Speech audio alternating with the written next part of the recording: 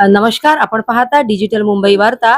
ग्राहक पंचायत महाराष्ट्र, जिल्हा मुंबई उपनगर तालुका शाखा कुर्ला या संस्थेला आपण भेट देत आहोत. तर विक्रोळी स्टेशन ते कन्नमवार नगर इथपर्यंत जे 15 रुपये भाडं आकारण्यात येणार होतं, त्याच्यावर त्या संस्थेमार्फत कशा प्रकारे त्या समस्येचं त्यांनी निवारण केलं ते आपण त्यांच्याकडनं अधिक जाणून घेऊ. सर नमस्कार. डिजिटल मुंबई वार्ता चॅनल तर्फे आपले स्वागत आहे. आज आपल्या सोबत आहेत विक्रोळी शाखेचे ग्राहक पंचायत महाराष्ट्राचे अध्यक्ष संजय येलवे, तसेच आपल्या सोबत आहेत या शाखेचे उपाध्यक्ष दिनेश बैरी शेट्टी, सचिव नचिकेत पानसरे. सर आपल्या सर्वांचं स्वागत आहे आणि खरंच आमच्या चॅनल मार्फत आपलं अभिनंदन. कारण आज विक्रोळीकरांना एक ग्राहक पंचायत महाराष्ट्र मार्फत दिलासा मिळाला आहे. कशा प्रकारे आपण या समस्येवर तात्पुरतं निवारण केलं आम्हाला जाणून घ्यायला आवडेल. ग्राहक पंचायत महाराष्ट्र ही जी संस्था आहे त्या संस्थेच्या अंतर्गत मुंबई उपनगर जिल्हा जो आहे त्यात तालुका कुर्ला या संस्थेच्या तर्फे जसं आमचे कलिग्स श्री बेरी शेट्टी साहेब यांनी ज्या पद्धतीने आता आपल्याला याबाबत जी रिक्षाबाबत जी भाववाढबाबत जी माहिती दिली त्या अनुषंगाने झालंय असं की आम्ही आमच्या संस्थेचं आहे जी संस्था स्थापन केली आहे ग्राहक तीर्थ बिंदू माधव जोशी यांनी. त्यांचं एकच म्हणणं आहे की ग्राहक हिताय कार्य करायचं आणि त्या अनुषंगाने आम्हाला जेव्हा तक्रार आली तेव्हा आम्ही ग्राहकाच्या हिताच्या दृष्टिकोनातून आणि त्यांना कशा पद्धतीने कायदेशीर मार्गाने त्यांना जी काय भाववाढ झालेली आहे ती भाववाढ त्यांना कायदेशीर मार्गानेच भाववाढ करून आणि लोकांना कमीत कमी पैशामध्ये हा जो शेअर रिक्षाचा प्रवास व्हावा या दृष्टिकोनातून आम्ही लोकांनी RTOला पत्रव्यवहार केला.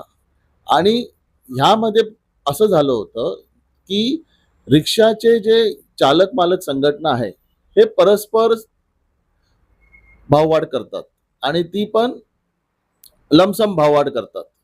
म्हणजे तसं होत नाही कुठल्याही गोष्टीचं. जर शेअर रिक्षा आहे तर त्या जसं बेरी शेट्टी साहेबांनी सांगितलं की काही फॉर्म्युले आहेत, काही रूल्स रेग्युलेशन आहेत RTOचे, त्या रूल्स रेग्युलेशनच्या हिशोबाने भाववाढ करणं हे ग्राहकांना पण अपेक्षित आहे आणि आमच्या संस्थेला पण अपेक्षित आहे. तर त्या अनुषंगाने आता जो पत्रव्यवहार झालेला आहे त्या पत्रव्यवहाराच्या अनुषंगाने RTOने इथे येऊन सर्वे केलेला आहे आणि थोड्या दिवसातच त्या सर्वेच्या अनुषंगाने ज्या पद्धतीने भाववाढ झाली पाहिजे त्या पद्धतीचं एक लेटर RTO रिक्षा चालक मालक संघटनांना देईल, आम्हालाही देईल आणि त्या हिशोबाने ही भाववाढ होईल अशी आम्ही अपेक्षा करतो आणि त्याचा दिलासा रिक्षा चालक मालक संघटनांनाही भेटेल आणि सामान्य विक्रोळीतील नागरिकांनाही भेटेल. त्या अनुषंगाने आमच्या लोकांचा प्रयत्न असेल. दुसरी गोष्ट म्हणजे आता इकडे प्रवासी जे आहेत तेव्हा कधी कधी आता त्यावरती पण आमचं काम चालू आहे की रिक्षा चालक मालक संघटनांनी जे त्यांचे रिक्षा चालक आहेत त्यांना लोकांना सेवा देण्यासाठी त्यांची जी रिक्षा चालते त्यांनी परिपूर्ण सेवा देणं हे ग्राहकाला अपेक्षित असतं. पण सध्या अशी कंडिशन आहे की काही रिक्षावाले हे ईस्ट वरून वेस्टला जायला सांगितलं की जवळचं भाडं नाकारतात. हे चुकीचं आहे. ग्राहकाच्या हितार्थ जर बघायला गेलं तर जी काय भाडी येईल ती तुम्ही एक्सेप्ट केली पाहिजे आणि त्या अनुषंगाने आपला जो काय रिक्षाचा जो काय व्यवहार करताय तो केला पाहिजे. आणि पुढील आमचं असं म्हणणं असेल की त्यासाठी आम्हाला स्थानिक रिक्षा चालक मालक संघटनांचं पण सहकार्य लागणार की त्यांनी त्यांच्या चालकांना सक्त सूचना द्यायच्या की कुठलंही भाडं नाकारलं गेलं नाही पाहिजे आणि प्रवाशांना त्रास दिला नाही पाहिजे म्हणून. धन्यवाद. दिवसा अगोदर एक रिक्षा चालक मालक संघटनेची गणेश मैदान येथे एक सभा आयोजित करण्यात आली होती आणि त्या सभेमध्ये 6 युनियनचे सर्व पदाधिकारी आणि सभासद यांनी त्याचा सहभाग घेऊन असं ठरवले की विक्रोळी स्टेशन ते कन्नमवार नगर सरसकट शेअरिंगचं भाडे 15 रुपये आकारण्यात येईल असं सर्वानुमते त्या सभेमध्ये ठरवले गेले आणि त्याने त्याचा तो बॅनर बनवून विक्रोळी फाटकाजवळ लावण्यात आला. तो बॅनर लावताच विक्रोळीकरांचे अचानक तारांबळ उडाली आणि अनेकांचे फोन आमच्या संस्थेला आणि काही लोक येऊन पर्सनली त्यांनी आम्हाला भेट देखील दिली की सरसकट 15 रुपये हा खरोखर विक्रोळीकरांवर अन्यायच आहे. कोणतेही कॅल्क्युलेशन न करता, कोणतीही परवानगी न घेता आज कोणतीही भाववाढ करताना त्या कायदेशीर परवानगी आरटीओची, प्रादेशिक परिवहन अधिकारी वडाळा यांची संमती घेऊन त्यानुसारच ती भाववाढ झाली पाहिजे. परंतु तसे न करता फक्त युनियनवाल्यांनी ते ठरवून भाववाढ करण्याचे ठरवले.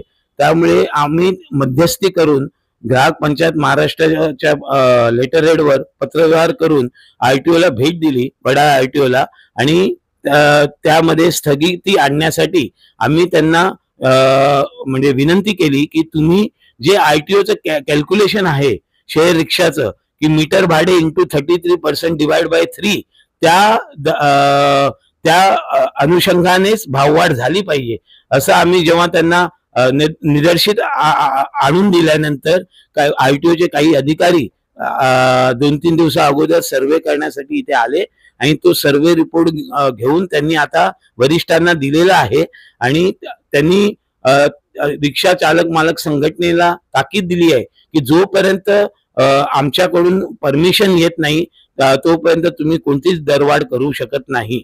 त्यामुळे विक्रोळीकरांसाठी हा खूप मोठा दिलासा आहे की भाववाढ सध्या तरी न होता भविष्यात होणार एवढं नक्की, कारण आमचा भाववाढीला विरोध नाही. भाववाढ ही होणार कारण जवळजवळ 8 ते 10 वर्षापासून 10 रुपये मीटर शेअरिंगनेच कन्नौज नगरच्या वासियांना हे लोक सर्व्हिस देत आहेत. खरोखर म्हणजे विक्रोळीकरांना त्यांनी एक 8-10 वर्ष चांगला दिलासा दिला होता. परंतु आता काय सीएनजी वाढलाय, ऑइलचे दर वाढले, मेंटेनन्स वाढल्यामुळे त्यांना पण थोडी अडचण होत आहे. परंतु ती अडचण तुम्ही युनियन समोर मांडून आणि युनियनने प्रतिनिधित्व करून आरटीओशी संगनमताने हे करणं गरजेचं होतं.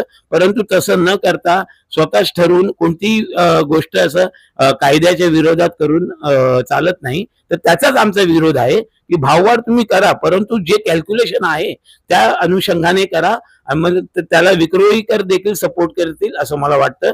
तर भविष्यामध्ये आम्ही पुन्हा एकदा आरटीओशी आता सर्वे झालेला आहे, त्यांना भेटून सर्वेची पावती घेऊन त्यांच्याशी म्हणजे दोघांच्या युनियन आणि विक्रोळीकर जनता या दोघांचा समन्वयाने आम्ही पुढची कारवाई करू एवढं नक्की.